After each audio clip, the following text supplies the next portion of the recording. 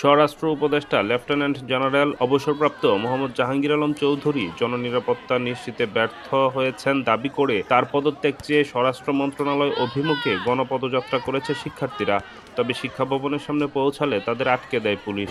সোমবার দুপুর ২:৩০টার দিকে ধর্ষণ ও নিপীড়নের বিরুদ্ধে বাংলাদেশ ব্যানারে কেন্দ্রীয় শহীদ মিনার থেকে শিক্ষার্থীরা এ কর্মসূচি পালন করে।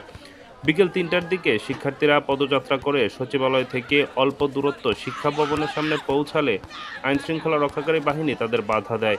এ সময় বিক্ষোভকারীদের সঙ্গে আইনশৃঙ্খলা বাহিনীর সদস্যদের ধাক্কাধাক্কি হয়।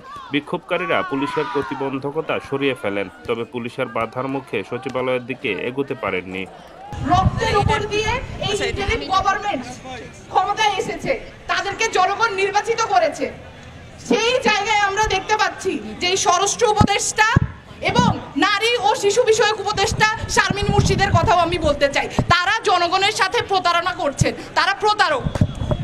তারা জনগণের টাকায় সেখানে এই সকল জায়গায় পদে আসীন আছেন, কিন্তু তারা জনগণের নিরাপত্তা নিশ্চিত করছেন না। এই পর্যন্ত নারী বিষয়ক একটা বক্তব্য আমরা শারমিন মুর্শিদের কাছ থেকে পাইনি, স্বরাষ্ট্র উপদেষ্টার কাছ থেকে আমরা পাইনি।